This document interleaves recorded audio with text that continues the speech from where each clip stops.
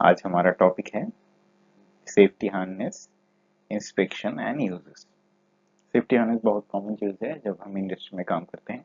जब भी work at में हम काम करते हैं या कोई वर्कर काम करता है तो safety harness is one of the most important PPEs to be use. तो आज उसके बारे में हम थोड़ा ब्रीफ जानेंगे।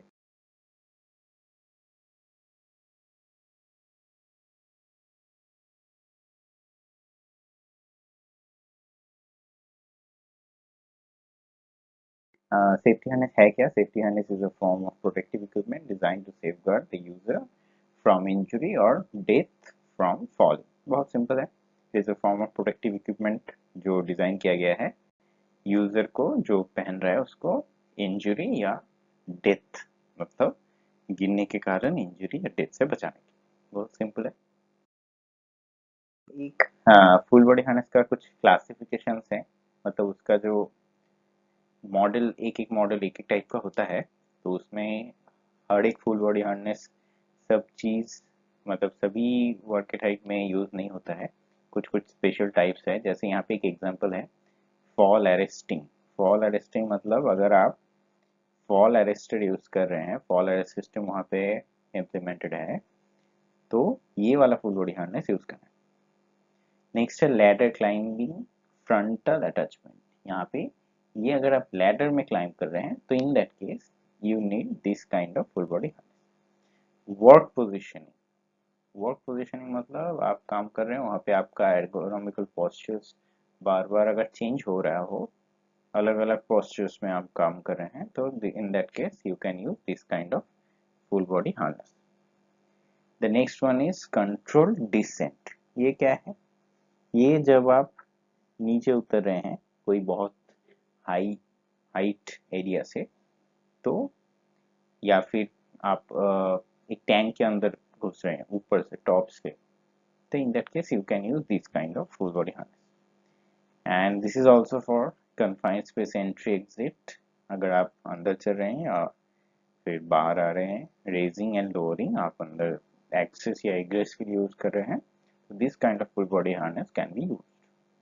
यहाँ पे एक एग्जांपल है फुल बॉडी हार्नेस पहन के कैसे फॉरर सिस्टम को यूज करके आपको क्लाइंब करना है। This is a part of a tower crane. Next slide हम डिस्क्राइब कर रहे हैं parts of full body harness, जो जानना बहुत जरूरी है। क्या क्या पार्ट्स है फुल बॉडी हार्नेस का?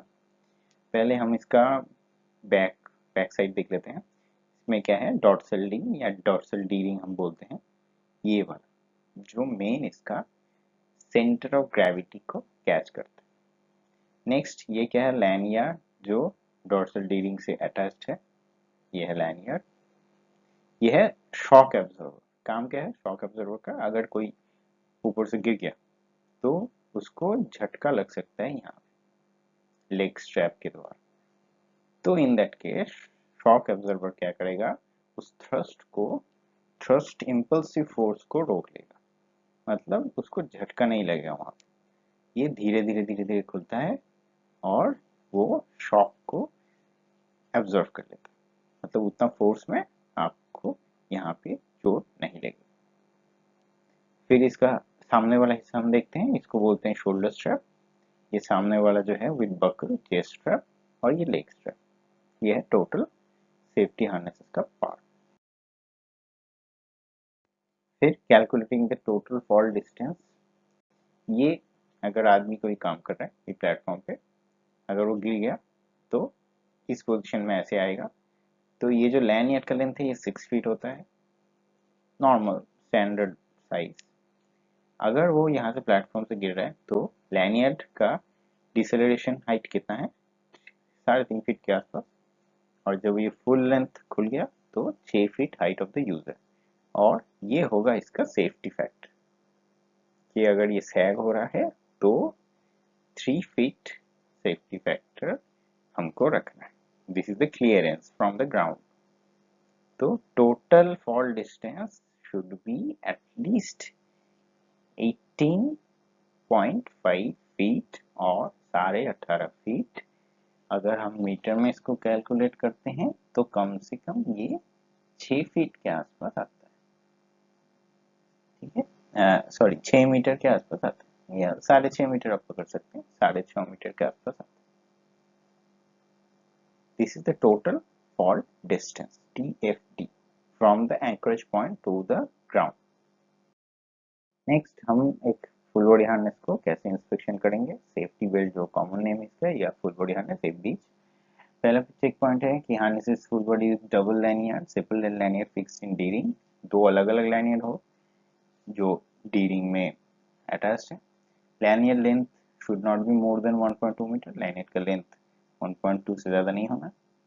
Safety lanyard is made of polyester with polymer fibre rope. Okay. Harness is ISI certified and tested by manufacturer. यहाँ पे एक पॉइंट है, पहले ISI मार्क आपको देखना है, अभी नया आया है European standard CE mark. CE mark भी आपको देखना है। अभी सभी स्टैंडर्ड्स जो भी कंपनियां हैं, जैसे मैं कुछ एग्जांपल के तौर पे बताना चाहूँगा, क्योंकि ये these are very popular ones like Udyogi और करम।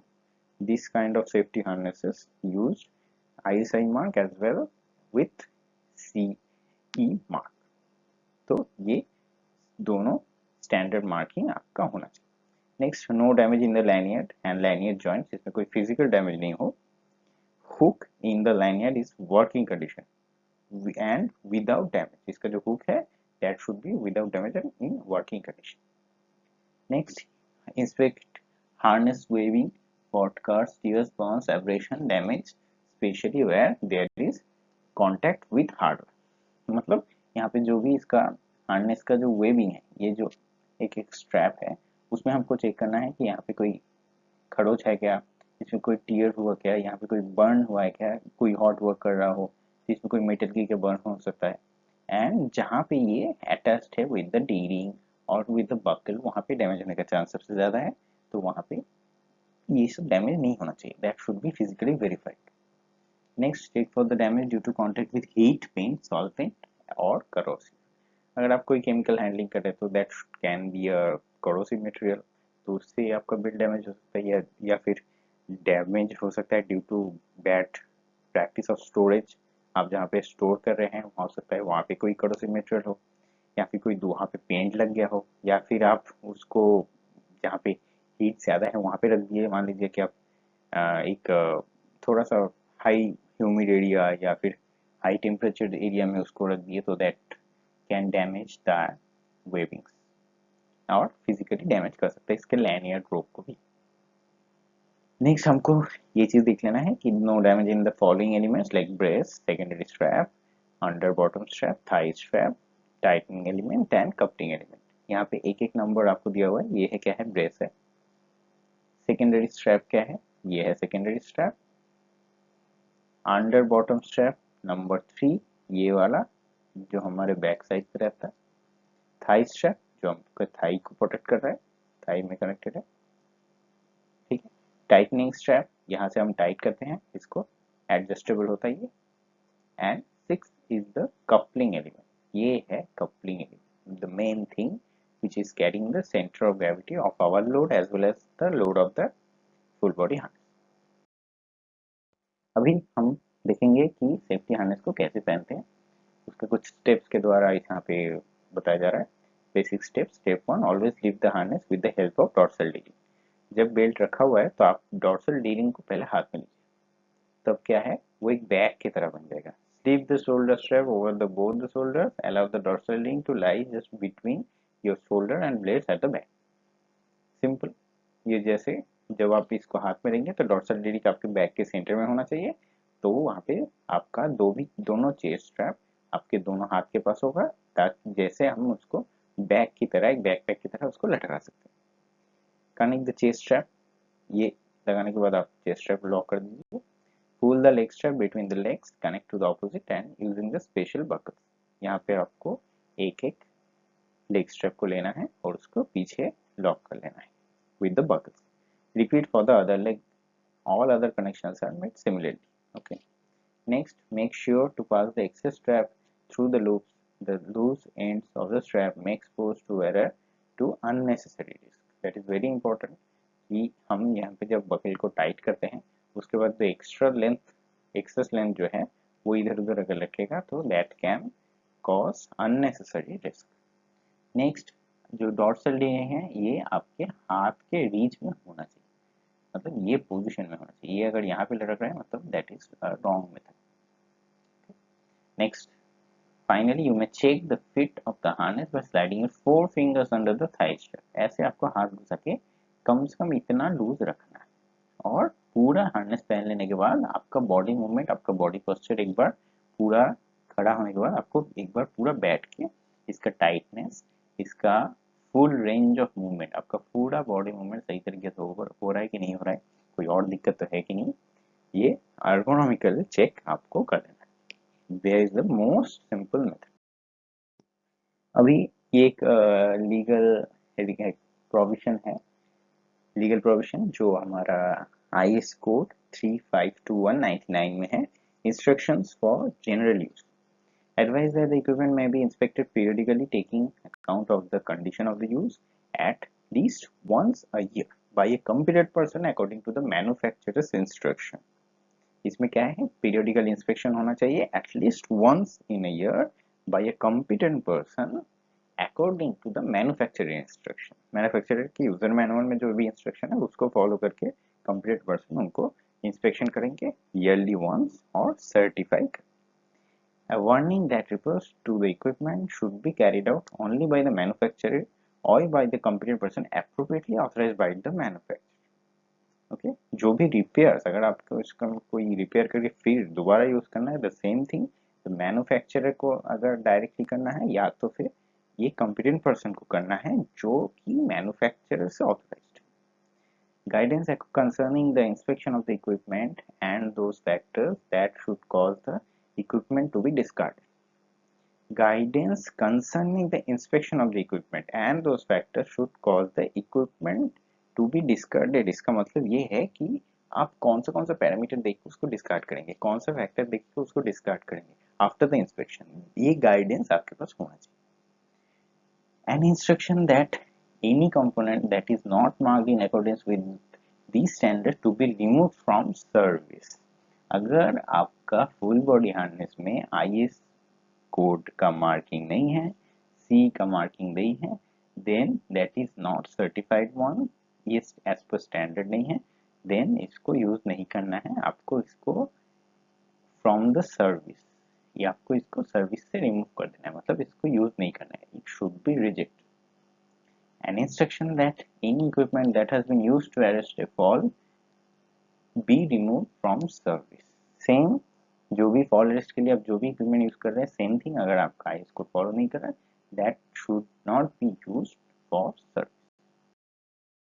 ये जो हमने दिया ये इसका एक्नॉलेजमेंट है। आप ये IS कोड 3521/1999 ये आप गूगल से डाउनलोड कर सकते हैं।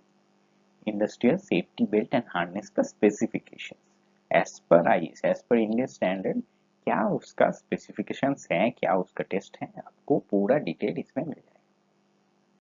तो ये था हमारा आज का एक छोटा टॉपिक कि फुल बॉडी हार्नेस को आप कैसे इंस्पेक्ट करेंगे, कैसे इंस्पेक्शन करेंगे, क्या क्या चेक्स करेंगे, उसका IS कोड क्या है और कैसे उसको पहना जाता है। काफ़ी सिंपल सा टॉपिक है जो आपको टूल बॉक्स टॉक या वर्क एटाइक ट्रेनिंग में बताना रहता है, और ये बस जो लोग जानते हैं उनके लिए तो काफ़ी आसान है, एक बस रिकैप्चुलेट करने के लिए। और जो पहली बार फील्ड में काम करने जा रहे हैं या भी पहली बार सेफ्टी ऑफिसर के तौर पे ट्रेनिंग देने जा रहे हैं या टूल बॉक्स टॉक कराने जा रहे हैं या भी कोई भी अवेयरनेस प्रोग्राम करने जा रहे हैं, तो that case you should have that proper knowledge। And if you are an engineer or manager, then you should also know the use of the full body harness, how to inspect that, because when you are going to wear the full body harness before going to work at a height, you must inspect the checkpoints, and after the inspection then only you can wear that harness and you can use that। तो ये था आज का हमारा topic, बहुत simple एक topic था। तो अगर आपको हमारा ये बाकी सारा वीडियो अच्छा लगे तो ज़रूर लाइक कीजिए, और आपको कोई सुझाव या कोई टॉपिक के ऊपर जानना है तो then please comment, please write to us. आप हमारा Facebook page safety awareness and implementation page में विजिट कर सकते हैं, अपना कमेंट शेयर कर सकते हैं, and you can also comment on our videos और यूट्यूब चैनल एडवांस सेफ्टी वाला। अगर आपको अच्छा लगे तो please like, please subscribe to our channel for the notification of other videos that are coming. Thank you for today.